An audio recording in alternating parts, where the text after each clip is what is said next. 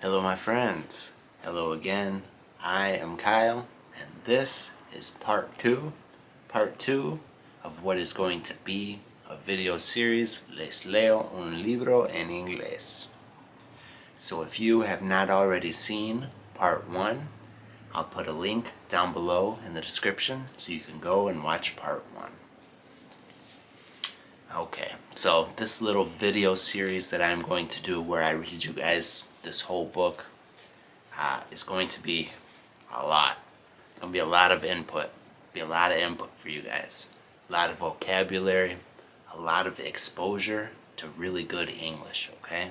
So, the last video, it ended, it ended with a police officer found the main character with the dead dog, and the policeman took hold of his arm and lifted him up, and Christopher did not like to be touched, so he punched the police officer.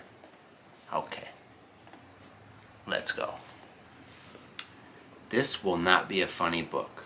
I cannot tell jokes because I do not understand them. Here is a joke as an example. It is one of my father's. His face was drawn, but the curtains were real. I know why this is meant to be funny. I asked, is it because drawn has 3 meanings and they are drawn with a pencil? 2, exhausted, and 3, pulled across a window. And meaning 1 refers to both the face and the curtains. Meaning 2 refers only to the face. And meaning 3 refers only to the curtains.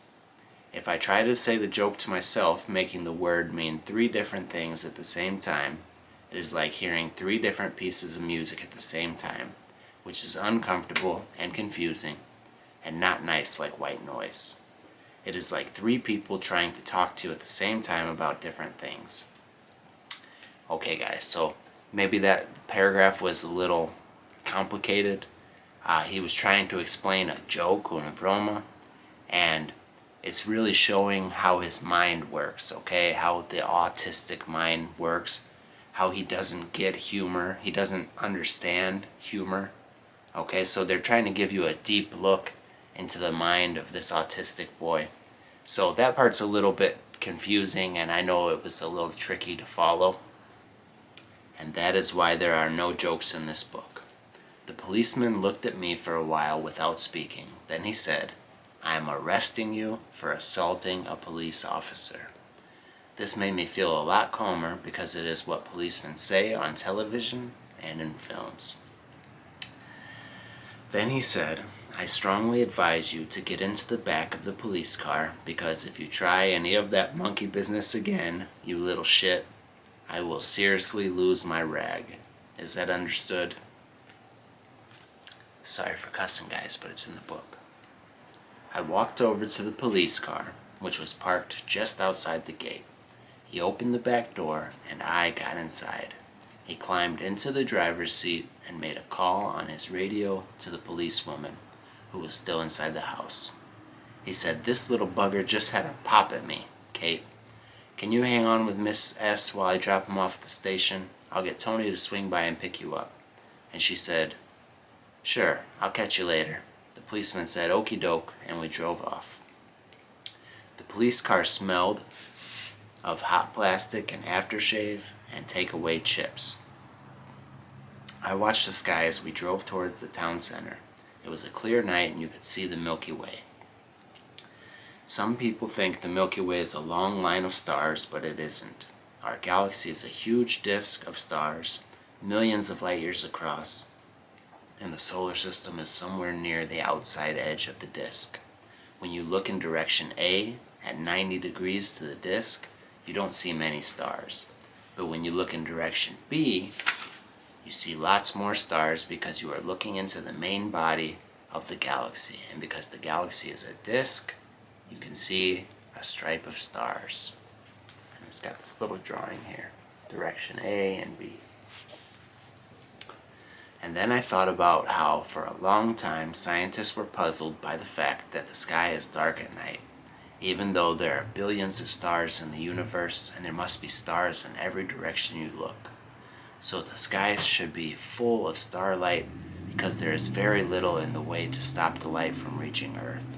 Then they worked out that the universe was expanding, that the stars were all rushing away from one another after the Big Bang.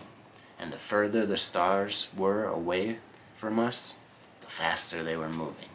Some of them nearly as fast as the speed of light, which is why their light never reached us. I like this fact. It is something you can work out in your own mind just by looking at the sky above your head at night and thinking without having to ask anyone. And when the universe has finished exploding, all the stars will slow down. Like a ball that has been thrown into the air, they will come to a halt and they will begin to fall toward the center of the universe again. Then there will be nothing to stop us from seeing all the stars in the world because they will all be moving toward us, gradually faster and faster, and we will know that the world is going to end soon because when we look up in the sky at night, there will be no darkness, just a blazing light of billions and billions of stars, all falling. Except that no one will see this because there will be no people left on the earth to see it. They will probably have become extinct by then. And even if there are people still in existence, they will not see it because the light will be so bright and hot that everyone will be burned to death, even if they live in tunnels. Chapters in this book are usually given the cardinal numbers 1, 2, 3, 4, 5, 6, and so on. But I have decided to give my chapters prime numbers 2, 3, 5, 7, 11, 13, and so on because I like prime numbers. This is how you work out what prime numbers are. First you write down all the positive whole numbers in the world.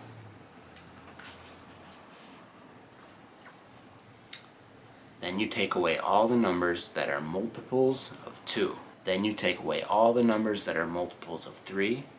Then you take away all the numbers that are multiples of 4, and 5, and 6, and 7, and so on. The numbers that are left are prime numbers.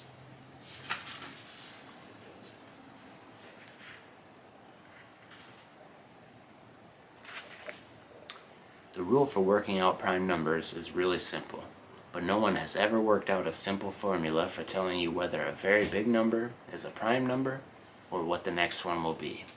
If a number is really, really big, it can take a computer years to work out whether it is a prime number. Prime numbers are useful for writing codes, and in America they are classed as military material. And if you find one over 100 digits long, you have to tell the CIA, and they buy it off you for $10,000. But it would not be a very good way of making a living. Prime numbers are what is left when you have taken all the patterns away. I think prime numbers are like life.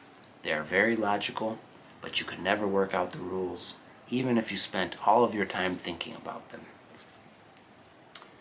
When I got to the police station, they made me take the laces out of my shoes and empty my pockets at the front desk in case I had anything in them that I could use to kill myself or escape or attack a policeman with.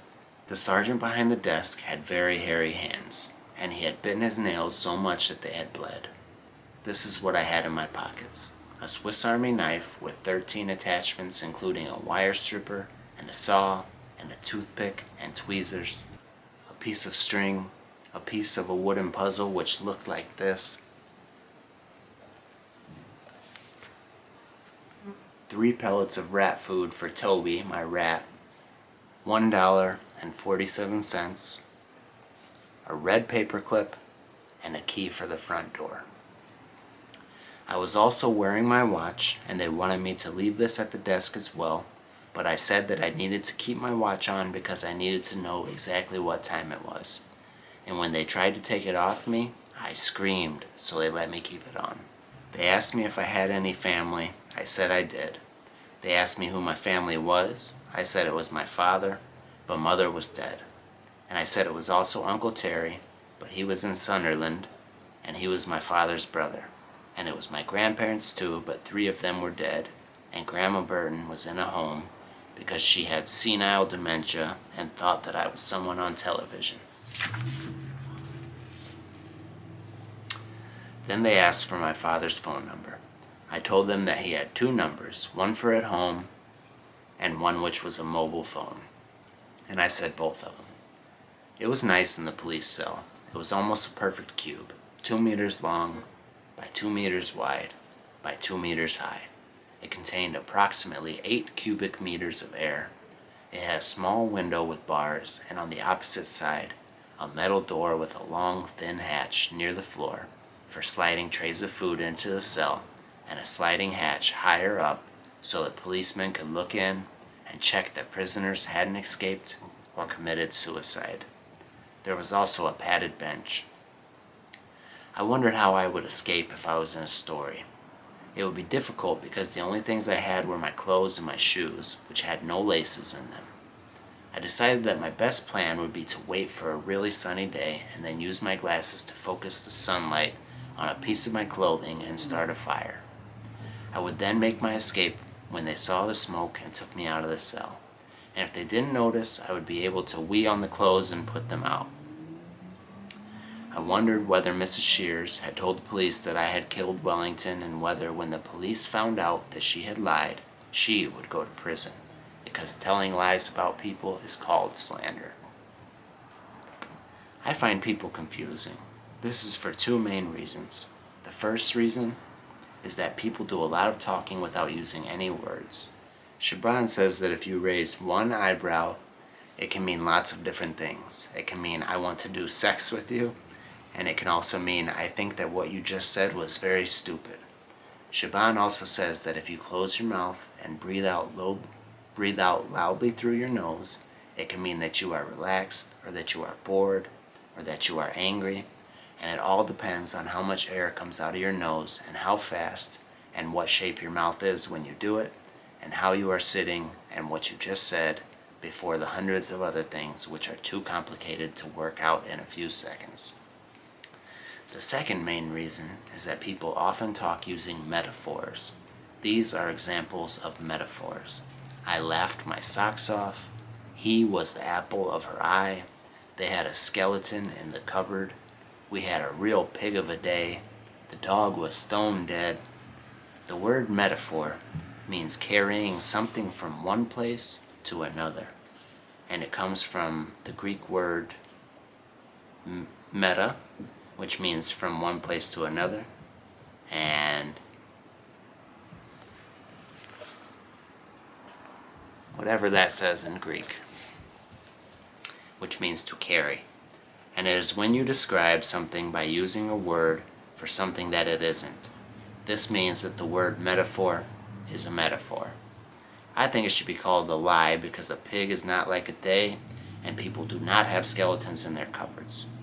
And when I try to make a picture of the phrase in my head, it just confuses me because imagining an apple in someone's eye doesn't have anything to do with liking someone a lot, and it makes you forget what the person was talking about.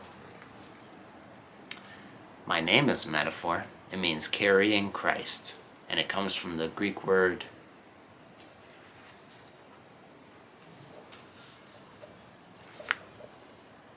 which means Jesus Christ, and another Greek word, and it was given to Saint Christopher because he carried Jesus Christ across the river.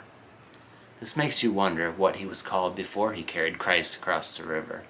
But he wasn't called anything because this is an apocryphal story.